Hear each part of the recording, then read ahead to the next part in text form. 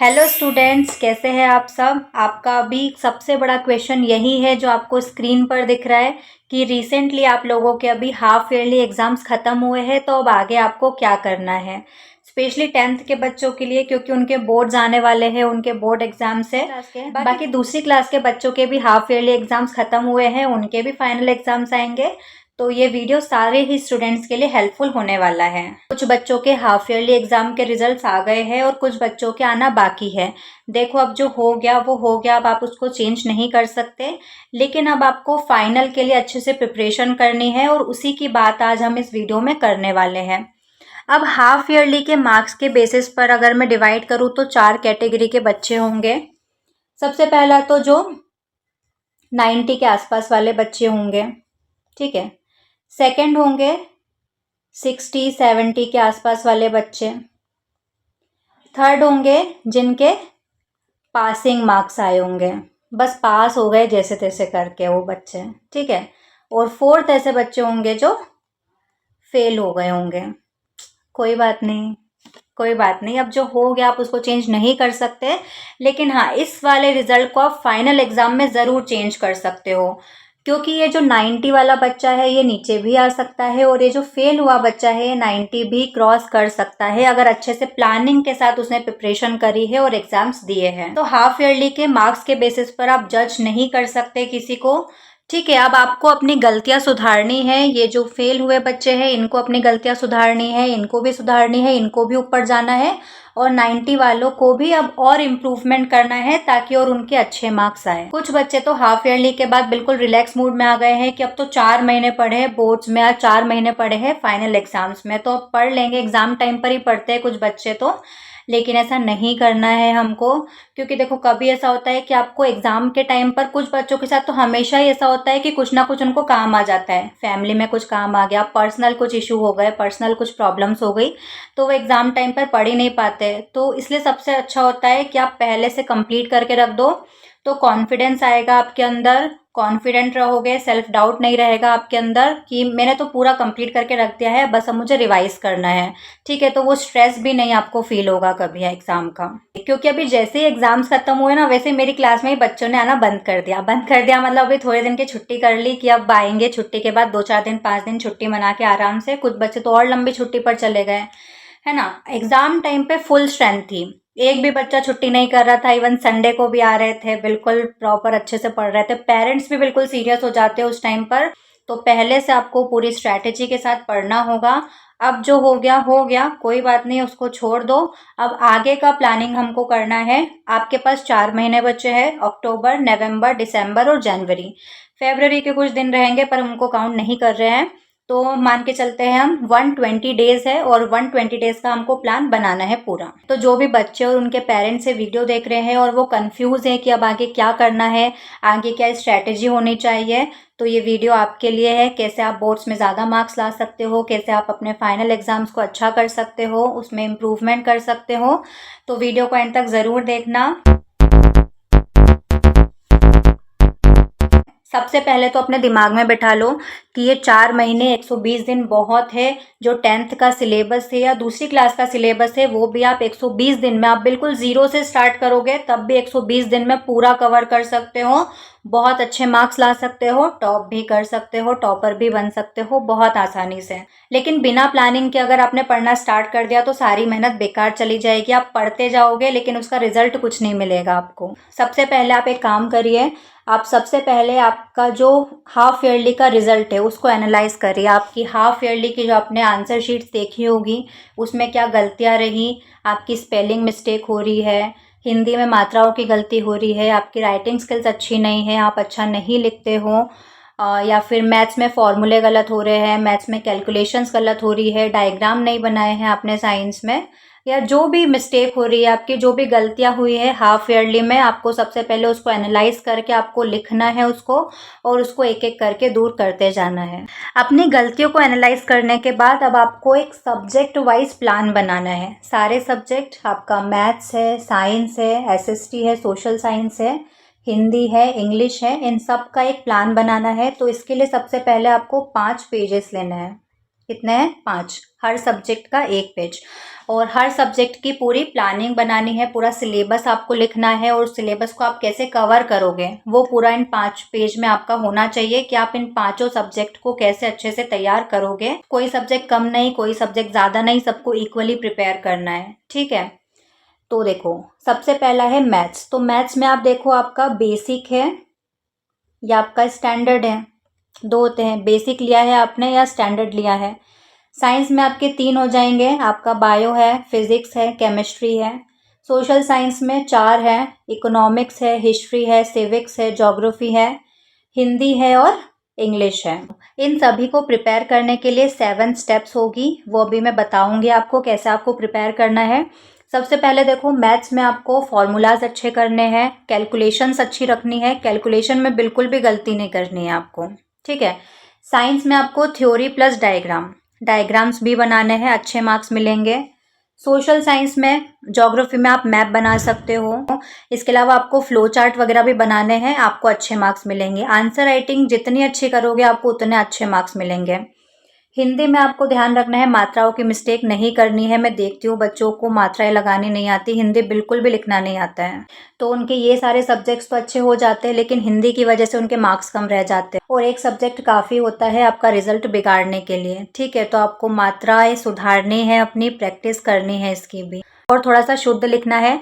मैं देखती हूँ बच्चों की कॉपी में ऐसे लिखते हैं मेको तेको, तेको क्या करना है मेको, ऐसे नहीं लिखना है मेको तेको, नहीं, ठीक है। थोड़ा सा शुद्ध लिखना है आपको, हम जैसे नॉर्मली बोल देते हैं वैसा आपको नहीं लिखना है। तो हिंदी और इंग्लिश में अब आपको क्या करना है, अपनी राइटिंग स्किल्स अच्छी करनी है। पैराग्राफ राइटिंग आती है, ईमेल राइटिंग आती है, ऐसे राइटिंग आती है, और आर्टिकल्स वगैरह लिखने को आते हैं, लेटर राइटिंग, तो ये सब अच्छा करना है आपको। हिंदी में भी सेम वही होता है, अनौपचारिक पत्र वगैरह होता है। तो अपनी राइटिंग स्किल्स अच्छी कर लो, स्पेलिंग मिस्टेक नहीं करना है। साथ में हर चैप्टर की समरी रिवाइज कर लो, हर चैप्टर की छोटी सी समरी होती है और आजकल तो उसके सारे यूट्यूब पर वीडियो मिल जाएंगे आपको, एनिमेटेड वीडियो होते हैं पूरे स्टोरी के। हिंदी की अच्छी सी कहानी चल रही है, इंग्लिश की अच्छी सी कहानी चल रही है, इंग्लिश की स्टोरी चल रही है, उसको देख लो। 5 मिनट का वीडियो होगा, 5 से 10 मिनट का, पूरी स्टोरी आपको समझ में आ जाएगी, फिर उसके आंसर्स आप मन से आराम से लिख सकते हो, तो ये आपकी प्रिपरेशन अच्छे से हो जाएगी। अब ये देख लिया आपने 5 पेज के सारे सब्जेक्ट का प्लान बना लिया। अब इसको पढ़ना कैसे है, वो 7 स्टेप्स होती है उसकी, वो मैं अब आपको बताती हूँ। हम 1 बाय 1 सारी स्टेप्स को समझते हैं। सबसे पहला है सिलेबस। आपको सिलेबस सीबीएसई बोर्ड की वेबसाइट पर मिल जाएगा, या फिर आप स्टेट बोर्ड से हो तो स्टेट बोर्ड की वेबसाइट पर भी आपको सिलेबस मिल जाएगा अपना। तो सबसे पहले आपको सारे सब्जेक्ट्स का सिलेबस अच्छे से देखना है कि कितना कौन सा टॉपिक आने वाला है और कौन से टॉपिक का वेटेज कितना है, ये भी आपको देखना है, ठीक है। उस हिसाब से आपको अपनी प्रिपरेशन करनी है। सेकेंड है previous year question papers, past year papers, जो पिछले सालों के पेपर है वो आपके लिए स्टैंडर्ड सैम्पल पेपर का काम करेंगे। तो सैम्पल पेपर के पीछे भागना बंद करो, सबसे पहले जो प्रीवियस ईयर क्वेश्चन पेपर से उनको सॉल्व करो। तो आपने सिलेबस देख लिया, सिलेबस के अकॉर्डिंग आप देखोगे कि किस तरह के क्वेश्चन पूछे जा रहे हैं और उन पेपर्स को सॉल्व करने के बाद अपनी तैयारी आप शुरू करोगे। आप जिस भी बुक से पढ़ रहे हो, एनसीईआरटी तो सबसे पहले पढ़ना ही है आपको, रेफरेंस बुक में आपको समझ आएगा क्या पढ़ना है और क्या छोड़ना है। सब कुछ बच्चे फालतू पढ़ लेते हैं और सोचते हैं हमने तो इतना पढ़ लिया पर कुछ आया नहीं, तो वो इसीलिए उनको समझ नहीं आता है क्योंकि उन्होंने पास्ट ईयर पेपर सॉल्व नहीं किए हैं। तो सबसे पहले आपको ये गलती नहीं करनी है, आपको पास्ट ईयर पेपर सॉल्व ज़रूर करना है। इससे आपकी इतनी ज़्यादा हेल्प होगी ना, आपको खुद डिफरेंस दिखने लगेगा। तो आपको पिछले 5 से 10 सालों के पेपर ज़रूर सॉल्व करना है, इससे आपको पता चल जाएगा किस तरह के क्वेश्चंस पूछे जाते हैं और किस तरह के क्वेश्चंस की प्रैक्टिस आपको करनी है और किस तरह से आपको अपनी पढ़ाई करनी है। नेक्स्ट है लिमिटेड रिसोर्सेज। आपको अपने रिसोर्सेज बहुत लिमिट रखने हैं। इसने कल ये बता दिया, उस टीचर ने ये बोल दिया, उस टीचर ने यूट्यूब पर आकर ये बोल दिया कि आज ये बुक ले आओ, उस ट्यूशन टीचर ने ये बोल दिया, स्कूल में टीचर ने ये बुक बता दी, तो सब ले आए और पढ़ाए, पढ़ने में कुछ आ नहीं रहा है।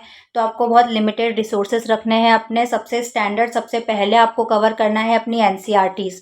बच्चे एनसीईआरटी कवर किए बिना रेफरेंस बुक पर चले जाते हैं, जो सबसे बड़ी गलती होती है।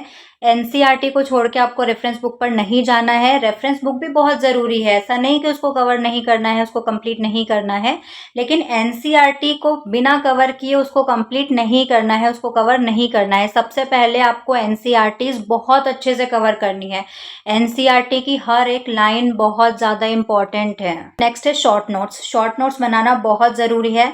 एग्जाम टाइम पे आपको रिवाइज करने के लिए शॉर्ट नोट्स ही काम आते हैं। इतनी बड़ी बड़ी बुक्स लेकर बैठोगे तो कोई रिवाइज नहीं होने वाला है। तो आप सबसे पहले एनसीईआरटी का यूज़ कीजिए, साथ में रेफरेंस बुक का यूज़ कीजिए। एक्स्ट्रा उसमें डालने के लिए एक्स्ट्रा मटेरियल आपके पास आपको मिल जाएगा रेफरेंस बुक से, तो आप उसी में हाईलाइट कर सकते हो या फिर अंडरलाइन कर सकते हो बुक पढ़ते टाइम, या फिर अलग से आप स्टिकी नोट्स वगैरह भी चिपका सकते हो। जैसे कि मेरे पास लास्ट ईयर एक गुड़िया आती थी, उसने एनसीईआरटी के हर पेज के स्टिकी नोट्स बना रखे थे, उसी पेज पर चिपका रखा था छोटा सा, ताकि पूरा पेज पढ़ने की ज़रूरत नहीं है, आप छोटा सा वो 2-4 लाइन का जो शॉर्ट नोट्स बनाया है उसको पढ़ लो। तो आपका इतनी जल्दी रिवीजन हो जाएगा, इतनी जल्दी आपका पूरा चैप्टर रिवाइज हो जाएगा। अब है रिवीजन। रिवीजन में भी आपको मल्टीपल रिवीजन करने हैं, मल्टीपल टाइम्स आपको रिवाइज करना पड़ेगा। सबसे पहले आपको डेली रिवीजन करना है, फिर आपको वीकली रिवीजन करना है और फिर आपको मंथली रिवीजन करना है।